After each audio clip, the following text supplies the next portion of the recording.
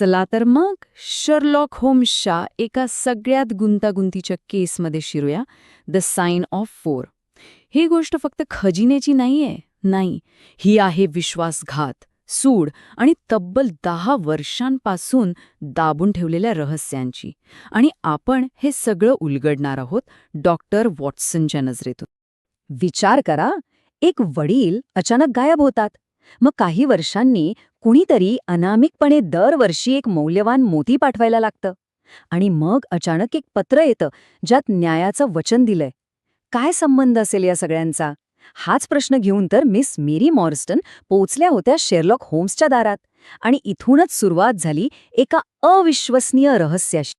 आता प्रत्येक मोठ्या केसची सुरुवात होते एका क्लायंटने.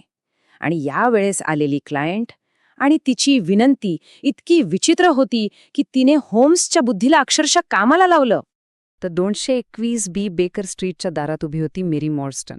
दिसायला अगदी शांत, पण तिच्या डोळ्यात ना एक दशकभराहून अधिक काळचं दुःख आणि एक न सुटलेलं कोडं स्पष्ट दिसत होतं. विचार करा, आपल्या वडिलांच्या अचानक नाहीसे होण्याचं ओझं ती एकटीच वाहत होती. तिने जी कहाणी सांगितली ती ऐकून कुणीही चक्रावून जाईल. बघा हा, 1878 मध्ये तिचे वडील कॅप्टन मॉर्स्टन लंडनमध्ये गायब झाले. मग 4 वर्षांनी 1882 मध्ये तिला एक अज्ञात मोती मिळाला. आणि त्यानंतर दरवर्षी त्याच तारखेला बरोबर 6 वर्ष तिला एक एक मोती मिळत राहिला. आणि आता आज तिला एक पत्र मिळालंय, न्यायाचं वचन देणारं. म्हणजे विचार करा, काय विचित्र घटनाक्रम आहे हा. पण होमसाठी हेच तर आव्हान होतं. त्या पत्रात काय लिहिलं होतं माहितीये? तुमच्यावर अन्याय झाला आहे आणि तुम्हाला न्याय मिळेल. जर विश्वास नसेल तर 2 मित्रांना सोबत आणा. म्हणजे एका बाजूला आश्वासन आणि दुसऱ्या बाजूला एक प्रकारची धमकी. हे बोलावणं एका अज्ञात मित्राकडून आलं होतं आणि ते मेरीला एका अशा प्रवासावर घेऊन जाणार होतं ज्याची तिने स्वप्नातही कल्पना केली नसती. पण ही केस फक्त एका हरवलेल्या माणसाची नव्हती. अरे नाही, लवकरच होम्स आणि वॉटसनच्या लक्षात येणार होतं की या सगळ्याच्या मागे आहे एक प्रचंड खजिना, आग्राचा खजिना. आणि मग काय, होम्स, वॉटसन आणि मेरी एका बग्गीतून लंडनच्या धुक्याच्या रस्त्यांवरून एका विचित्र ठिकाणी पोहोचतात, थॅडियस शोल्टोच्या घरी. हा तोच माणूस होता जो तिला मोती पाठवत होता. आणि तो इतका घाबरलेला आणि चिंताग्रस्त होता की त्याच्या प्रत्येक हालचालीतून ते दिसत होतं. स्पष्ट होतं की तो एक मोठं रहस्य अनेक वर्षांपासून सांभाळत होता. आणि ते रहस्य होतं आग्राच्या खजिन्याचं. हाच होता सगळ्या समस्यांचा मूळ स्रोत. हा काही साधा खजिना नव्हता. सोने, दागिने, मोती, पण त्यासोबतच होता विश्वासघात, लोभ आणि रक्ताचा एक मोठा इतिहास. भारतातून लंडनपर्यंत या खजिन्याने अनेकांचं नशीब उद्ध्वस्त केलं होतं. इथेच खरा बॉम्ब फुटतो. थॅडियस सांगतो की मेरीच्या वडिलांचा कॅप्टन मॉर्स्टनचा मृत्यू कसा झाला. झालं असं की त्याचा वडील मेजर शोल्टो आणि कॅप्टन मॉर्स्टन खजिन्याची वाटणी करण्यासाठी भेटले. त्यांच्यात जोरदार भांडण झालं आणि त्यातच कॅप्टन मॉर्स्टन यांना हार्ट अटॅक आला. ते खाली पडले आणि त्यांचा मृत्यू झाला.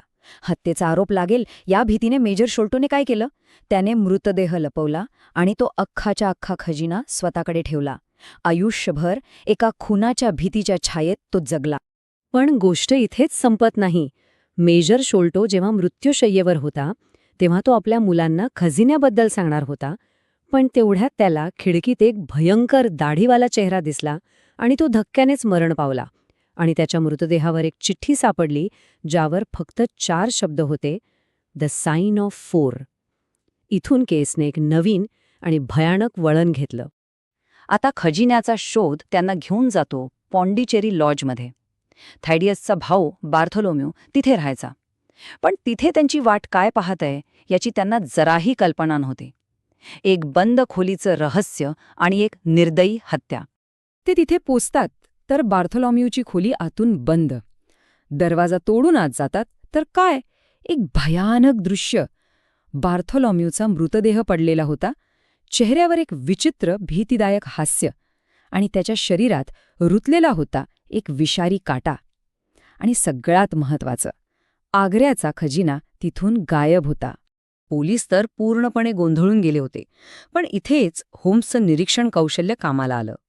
त्याने काय पाहिलं, तो विषारी काटा, छतावरच्या काही खुणा आणि जमिनीवर 2 वेगळ्या प्रकारच्या पावलांचे ठसे. यावरून त्याने क्षणात 2 गुन्हेगारांचं चित्र उभं केलं. एक लाकडी पाय असलेला माणूस आणि त्याचा एक लहान पावलांचा चपळ साथीदार. आणि मग सुरू झाला एक जबरदस्त पाठलाग. होम्सने आपला हुशार कुत्रा टोबी याला कामाला लावलं आणि त्याचा माग काढत ते थेट पोहोचले थेम्स नदीवर. तिथे त्यांना कळलं की मारेकरी ऑरोरा नावाच्या बोटीतून पळून गेलेत. मग काय, लंडनच्या अंधाऱ्या पाण्यात सुरू झाला एक थरारक बोटीचा पाठलाग, ज्याचा शेवट झाला त्या लाकडी पायाच्या माणसाला, जॉनथन स्मॉलला पकडून. पाठलाग तर संपला, पण कहाणी अजून बाकी होती. आता वेळ होती उत्तरांची. पकडला गेलेला जॉनथन स्मॉल अखेर आपली कहाणी सांगायला सुरुवात करतो. एक अशी कहाणी जी थेट भारताच्या तुरुंगातून सुरू होते आणि लंडनच्या अंधाऱ्या गल्ल्यांपर्यंत पोचते. तो काय म्हणाला बघा, मी एक सैनिक होतो, मग कैदी झालो, एक लक्षाधीश झालो, फक्त पुन्हा एकदा कैदी होण्यासाठी. हेच तर त्याच्या आयुष्याचं सार होतं.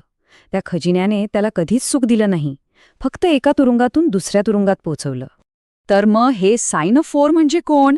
हे चौघे होते. जॉनथन स्मॉल, एक इंग्रज सैनिक आणि त्याचे 3 शीख साथीदार, अब्दुल्ला खान, मुहम्मद सिंग आणि दोस्त अकबर. या चौघांनी मिळून आग्राचा खजिना लुटला होता आणि शपथ घेतली होती की तो नेहमी एकत्र वाटून घेतील.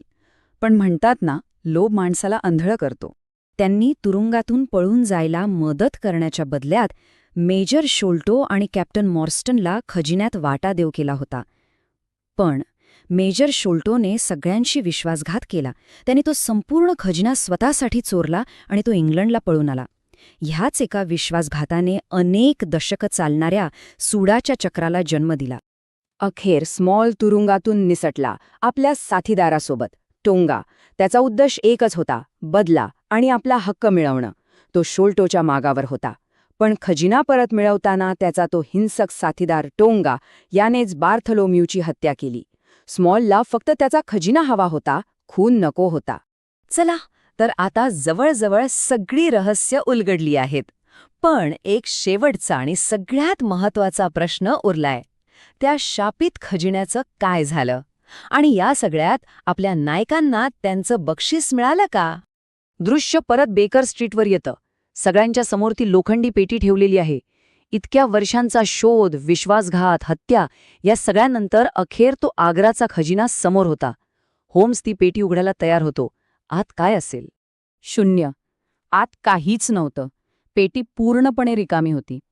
त्या पाठलागाच्या शेवटच्या क्षणी जॉनथन स्मॉलने तो सगळाच्या सगळा खजिना थेम्स नदीच्या पाण्यात फेकून दिला होता. त्याचं म्हणणं होतं, जर तो खजिना माझा नाही तर तो कोणाचाच नाही. म्हणजे बघा, खजिना तर कोणालाच मिळाला नाही, पण प्रत्येकाला आपापलं बक्षीस नक्की मिळालं. होम्सला काय मिळालं? एक अत्यंत गुंतागुंतीची केस सोडवल्याचं बौद्धिक समाधान. आणि वॉटसनला त्याला मेरी मॉर्स्टनचं प्रेम मिळालं, कारण आता ती श्रीमंत वारसदार राहिली नव्हती. म्हणजे खरा खजिना कोणता हेच यातून समजतं. आणि ही कथा आपल्याला एका मोठ्या प्रश्नावर सोडून जाते. जेव्हा एखादा खजिना त्याला स्पर्श करणाऱ्या प्रत्येकासाठी फक्त मृत्यू आणि विनाशच घेऊन येतो, तेव्हा त्याची खरी किंमत काय असते? शून्य की त्याहूनही कमी? विचार करण्यासारखी गोष्ट आहे.